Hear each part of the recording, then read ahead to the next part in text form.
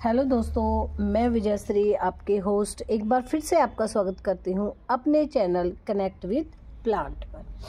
देखिए दोस्तों, आज मैं आपको दिखाने वाली हूं एक ऐसा प्लांट जो लिटरली ब्लूमिंग पे है, फुल ब्लूमिंग पे है। आप देखिए हर टहनी पे बहुत सारी कलियां बन रही हैं। कोई भी टहनी आप उठा के देख लिए, फुल कलियों से भरी हुई है। और ये जो है आपके गार्डन को बहुत ही सुंदर, अब इस फेस्टिवल सीजन में बहुत ही सुंदर लुक देने वाली है। एक बार हर आने वाले व्यक्ति को अपनी तरफ अट्रैक्ट करने वाली है।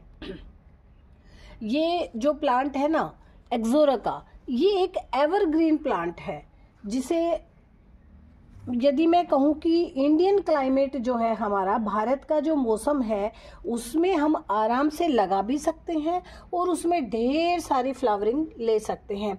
ये सिर्फ एक कलर में नहीं आता, ये बहुत से कलर में आता है। तो आप यदि इसके सभी कलर अपने गार्डन में लाकर लगाते हैं तो ये आपके गार्डन को एक बेहद ही खूबसूरत लुक देता है।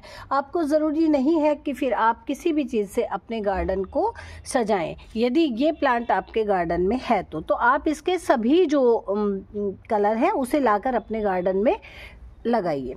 देखिए, इसको जो लगाने का समय है ना, सही, या तो फिर आप इसे फरवरी से जुलाई में अपने गार्डन में ऐड कर सकते हैं, या फिर इसको लगाने का बेस्ट टाइम है ये बरसात के बाद, सितंबर या अक्टूबर में, क्योंकि अब की बार हमारे यहाँ सितंबर तक बारिश हुई है।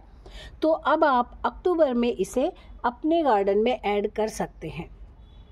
ये अक्टूबर और नवंबर में, मतलब जब तक बहुत ज़्यादा ठंड नहीं होगी, जब तक ये फ्लावरिंग करता रहेगा। ये सिर्फ जब बहुत ज़्यादा ठंड होगी ना, तभी फ्लावरिंग बंद करेगा। अदरवाइज ये एक एवरग्रीन प्लांट है, फ्लावरिंग देता रहेगा। अच्छा, ये फ्लावरिंग नहीं देगा ना तो भी ये डोरमेंसी में नहीं जाता है। इसकी पत्तियां बहुत ज़्यादा नहीं गिरती हैं जब तक कि इसमें कोई प्रॉब्लम ना हो।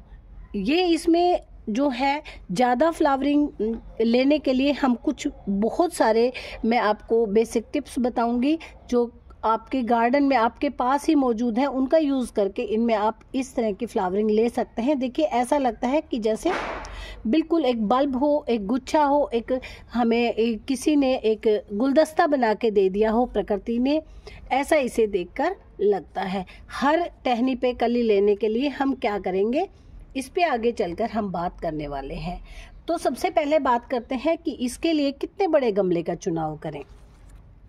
इसके लिए ना बहुत छोटा और ना बहुत बड़ा गमला लें, आप मीडियम साइज़ का गमला लें।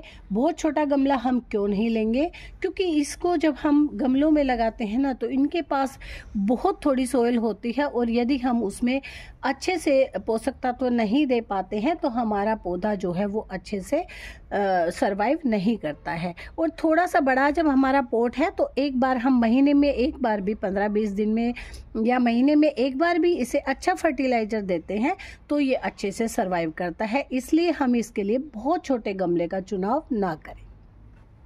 दूसरा है, इसकी जो मिट्टी है वो कैसी लें। देखिए, चाहे कोई भी प्लांट हो उसके लिए हमें वेल ड्रेन मिट्टी ही लेनी चाहिए। और क्योंकि ये प्लांट अच्छे लस ग्रीन पत्तों के साथ साथ हैवी फ्लावरिंग भी करता है, तो इसमें हम कंपोस्ट की मात्रा और मिट्टी की मात्रा 50-50 कर देते हैं। हम किसी भी प्लांट की जब मिट्टी तैयार करते हैं तो नीम खली भी उसमें ज़रूर ऐड करते हैं, क्योंकि ये जो प्लांट है बड़े ही सेंसिटिव होते हैं, तो इनमें फंगस लगने का डर ना हो। बाकी आप इसमें कोई भी फर्टिलाइज़र जो आपके पास मौजूद है वो आप मिट्टी में ज़रूर मिलाइए देते वक्त। बात हो गई इसके गमले की और इसकी मिट्टी की। अब हम बात करते हैं कि इसमें वाटरिंग कैसे होनी चाहिए। देखिए, वाटरिंग है ना, ये बहुत ज़्यादा वाटरिंग पसंद करने वाला नहीं है, लेकिन ये सूखा, यदि आप बिल्कुल सूख जाता है तो भी ये सरवाइव नहीं करता है। तो जब इसकी मिट्टी की लेयर ऊपर वाली सूख जाए ना, तब आप इसमें पानी दीजिएगा। यदि गर्मी का टाइम है तो आप इसमें डेली पानी देंगे, लेकिन यदि मौसम अब का है, अभी मौसम में वैसे ही मॉइस्चर बना रहता है, तो पानी इसमें चेक करके देंगे कि भाई ये इसकी ऊपर वाली लेयर सूख गई है तो ही मैं इसमें पानी दूँ। फिर बात करते हैं हम इसे रखें कहाँ, ये इंडोर है कि आउटडोर है। ये फुल्ली आउटडोर प्लांट है, क्योंकि हर फूल देने वाले प्लांट को धूप चाहिए 3 से 4 घंटे की।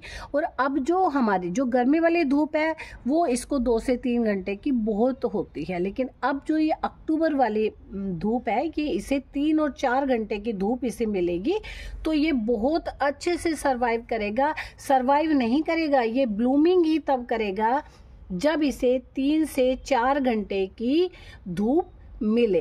तो आप इसे ऐसी जगह शिफ्ट करिएगा जहां 3 से 4 घंटे की धूप मिले, क्योंकि आजकल वाली जो धूप है वो तेज नहीं होती है।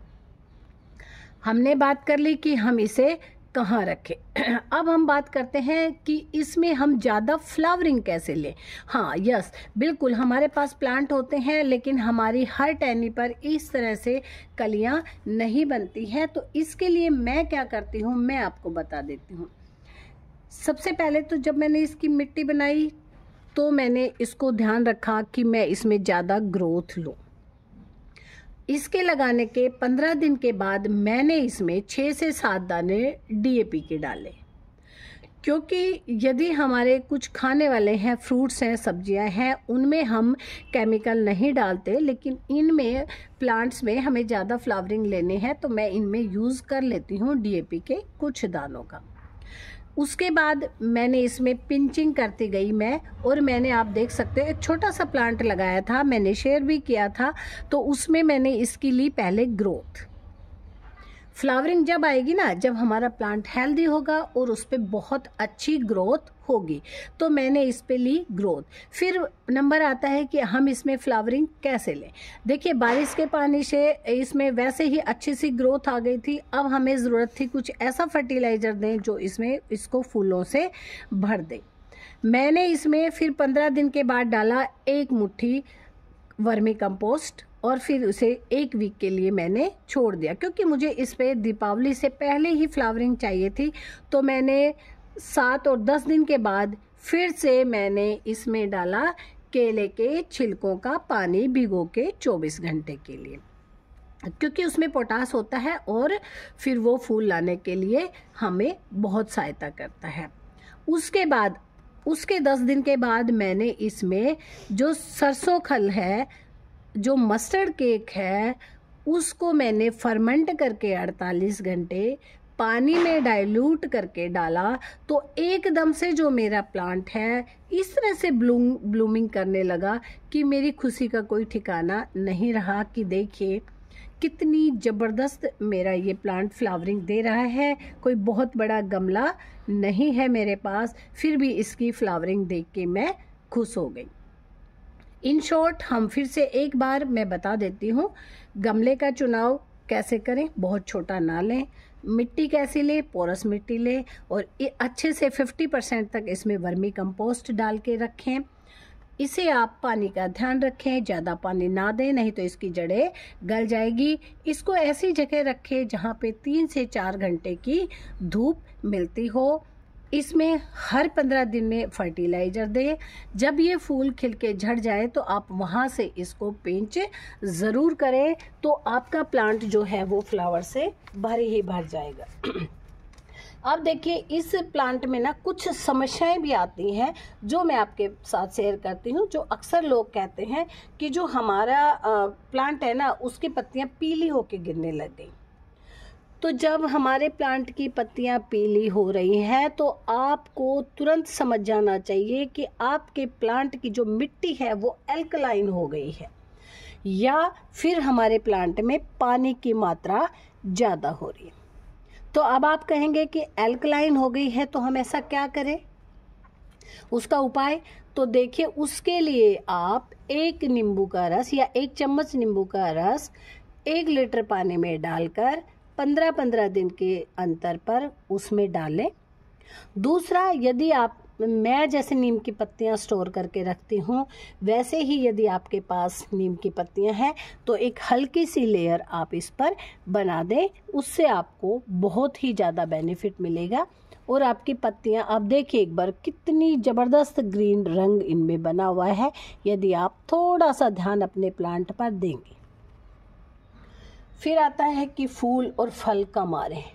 भाई फूल और फल कम आ रहे हैं तो आपको धूप का भी ध्यान रखना है और इसमें ऐसा फर्टिलाइज़र देना है जो फ्लावरिंग को बढ़ाए। जैसे आप मस्टर्ड केक दे सकते हैं, आप केले के छिलकों को भिगोकर उनका पानी दे सकते हैं, आप वर्मी कंपोस्ट डाल सकते हैं जिससे कि आपका प्लांट फूलों से भरा जाए। इस पर कीड़ों का अटैक भी होता है कभी कभी, तो आप फॉर सेफ्टी इसमें पहले ही 20 दिन में एक बार नीम ऑयल का स्प्रे कर दें, या आपके पास लस्सी बचती है तो उसमें आप 1 चम्मच आंवला पाउडर डाल के आप उसको 4 से 6 घंटे तक रखकर उसको पानी में डाइल्यूट करके उसका स्प्रे करें। वो इस पे हर तरह से आपको फ़ायदा देने वाली होगी। तो यदि इस तरह से आप अपने प्लांट का ध्यान रखेंगे तो आपके प्लांट की भी हर टहनी फ्लावरिंग से भर जाएगी और आपके गार्डन को बहुत ही सुंदर लुक देगी, आपके मन को सुकून देने वाली होगी। तो दोस्तों, यदि पसंद आया हो तो प्लीज़ लाइक करिएगा, शेयर करिएगा एंड सब्सक्राइब करिएगा।